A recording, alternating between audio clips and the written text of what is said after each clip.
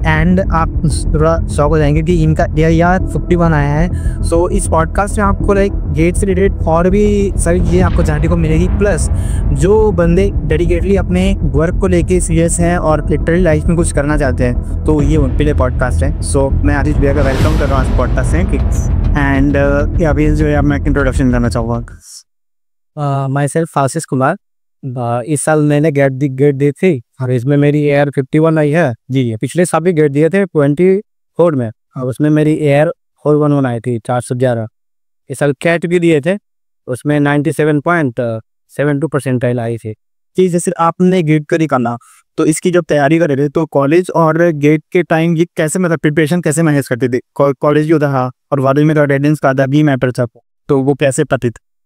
क्या है ना कि जब गेट का स्टार्ट किए थे तो उस टाइम कॉलेज वगैरह जाना थोड़ा कम कर दिए थे जी। मेरा मतलब मैक्सिमम टाइम गेट पे ही जाता था, तो यही है।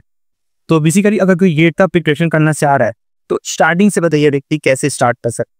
जैसे कोई बिगिनर है मतलब जीरो से स्टार्ट करना चाह रहा है, नहीं नॉर्मली तो कॉलेज ही स्टूडेंट करेंगे। हाँ तो उनके लिए तो जो मतलब स्टार्ट करना चाह रहा है तो एक सबसे पहले तो एक कोर्स ले लो, ताकि कोर्स में स्ट्रक्चर कंटेंट प्रोवाइड करवाते हैं कोई भी प्लेटफॉर्म है। उसके बाद जो भी सर पढ़ा है उसको ब्लाइंडली फॉलो करो। लेक्चर देखो, नोट्स बनाओ और लास्ट में उसको रिवीजन वगैरह करके टेस्ट देना होता है, बस इतना ही है। अच्छा, तो आपका क्या पैटर्न था और आप कैसे वो करते थे तो आप बताइए उसके बारे में। शेड्यूल क्या था बेसिकली? शेड्यूल मेरा मतलब हमने स्टार्ट किए थे तो सेकेंड ईयर में। अच्छा, प्रिपरेशन। हाँ, 4th सेम से सीरियस हुए थे तो मेरा शेड्यूल उस टाइम था तो हम रात में पढ़ते थे। अच्छा, मतलब 11 बजे PM से 6 AM तक पढ़ते थे।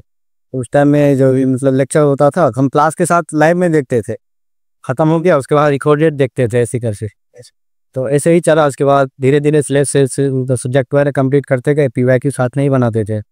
लगभग अक्टूबर के अराउंड मेरा सिलेबस वगैरह खत्म हो गया था थर्ड ईयर में।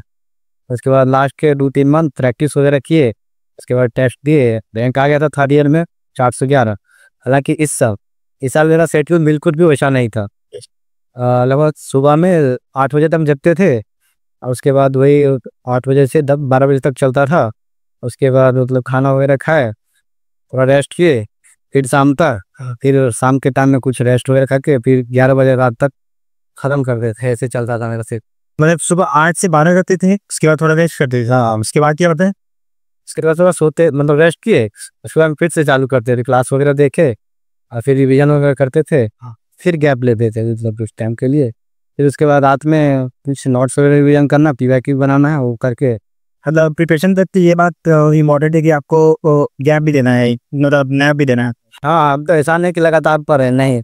3 घंटा के बाद आदमी एग्जॉस्ट हो जाता है, सही बात। 2 घंटा 3 घंटा पर उसके बाद गैप लो, उसके बाद फिर स्टार्ट करो। कि पूरे प्रिपरेशन में रिवीजन कितना इंपॉर्टेंट होता है? बताओ। रिविजन सबसे ज़्यादा इंपॉर्टेंट है। पढ़ने के लिए तो मतलब बहुत सारे स्टूडेंट है जो पूरा सिलेबस खत्म कर लेता है, पूरे एक साल पढ़ ही रहे हैं। हाँ, लेकिन उसका जिसका रिवीजन अच्छा नहीं रहता है उसका रैंक भी अच्छा नहीं आता है। अच्छा, तो रिवीजन मस्ट मतलब अच्छा से करने, जो भी पढ़े उसको टाइम टू टाइम रिवीजन करते ही रहना जी। पर टेस्ट सीरीज क्या फॉलो करते क्या? टेस्ट सीरीज जैसे इस साल क्या है ना कि मेरा सिलेबस वगैरह जो भी बचा हुआ था तो अगस्त वगैरह तक कर लिए थे। उसके बाद मेरा मैम को पता टेस्ट सीरीज, हमको पता था कि जितना ज़्यादा क्वेश्चन प्रैक्टिस करेंगे इतना मेरा रैंक आने का चांस उतना बढ़ जाता है। तो टेस्ट सीरीज लिए थे इस बार मेटी जी का। तो उसको सॉल्व करते थे। उसके बाद गेट ओवरफ्लो है, वो क्लासेस, इसका 2 का सॉल्व किया। इसके बाद फ्री में बहुत सारा ANT वगैरह होता था, जैसे गेट एट जिल का, गिग्स फॉर गिग्स का, ये सब दिए थे। बेसिकली क्या होता है, जैसे मतलब हम लोग भी कोचिंग कर रहे हैं या फिर वो कुछ कर रहे हैं तो जैसे कुछ नहीं आए या फिर अटेंड नहीं की लेक्चर, बैकलॉग बढ़ जाता है, तो उसको वहाँ पर ही था। हाँ, तो जब हम स्टार्ट किए थे ना, मैं स्टार्टिंग में ही बैक शॉट कर गया था। तो उस टाइम क्या ना कि थोड़ा स्टडी आवर इंक्रीज किए थे। जैसे मेरा जो 8 घंटा मतलब पढ़ते थे उसको 10-12 किए थे। जैसे जैसे मेरा सिलेबस खत्म हो गया, मतलब जो मेरा वो बैक का वो खत्म हुआ, उसके बाद फिर नॉर्मल चला। अच्छा, वैसे ही।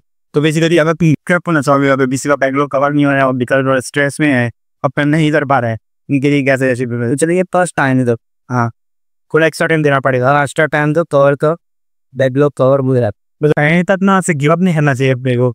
गिव अप करना ही नहीं। जैसे कोई किसी चीज़ का डिसीजन लिए है तो डिसीजन लेने में पहले क्या है ना कि सोच समझ के डिसीजन ले। हाँ, बात सही है। हाँ, उसके बाद जो लग गए हो एकदम, जब तक वो चीज़ कर नहीं लेते हैं, तो जैसे एग्जाम है, एग्जाम जब तक मैं वो नहीं जाता तब तक गिव अप नहीं करना।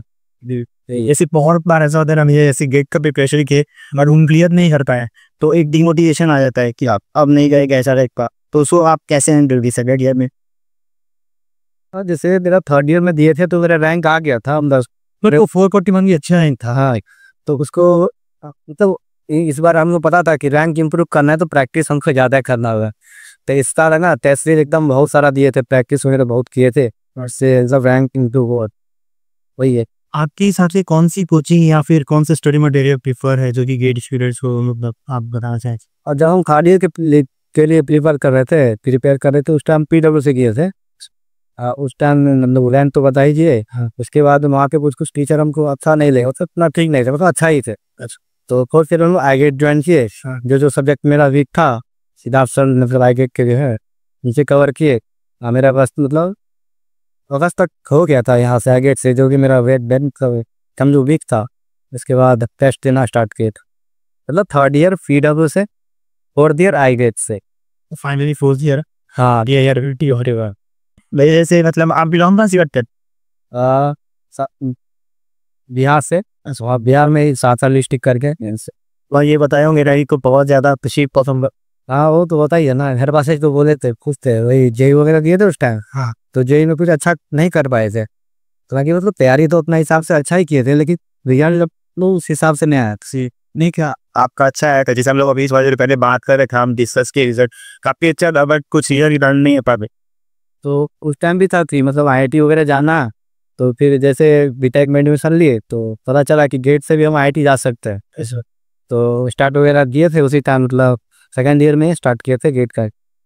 ये इसलिए पता नहीं चला बीटेक से एग्जाम में भी ये सब होता है।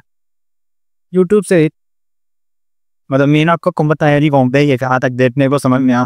मतलब कोई भी स्टूडेंट स्टार्ट करता है जेई हो तो उसका ये किया अंदाजा था कि IIT बॉम्बे डालना हो गया आपसे, वो तो उस टाइम था, लेकिन उस टाइम वो नहीं कर पाए, तो अब लगा कि हो जाएगा, मतलब हो ही जाएगा। 51 पे IIT बॉम्बे मिल जाएगा आराम से। IIT बॉम्बे में कौन सा ब्रांच मिला आपको? वही CSC। सीजी मिल रहा ना?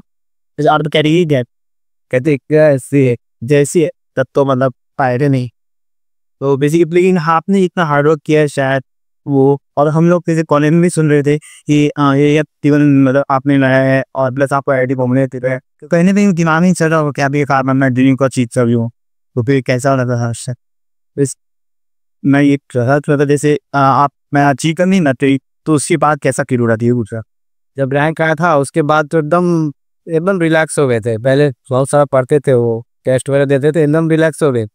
सर सच बताए तो 1.5 मंथ से हो गया है, ज़्यादा पढ़ते ना, 2-3 घंटा ही पढ़ते हैं, पूरा मन मस्ती चल रहा है अभी तो रिजल्ट आने के बाद से। तो बेसिकली कम चाहिए तरह भी आया एक मंथ? लगभग जुलाई अगस्त में चल जाएंगे कॉलेज। हाँ। और फिर कितने रैंक थे कोर्स वहाँ पे? 2 साल। 2 साल। इसके बाद तो फिर प्लेसमेंट आना जा रहा है? हाँ प्लेसमेंट 2 साल।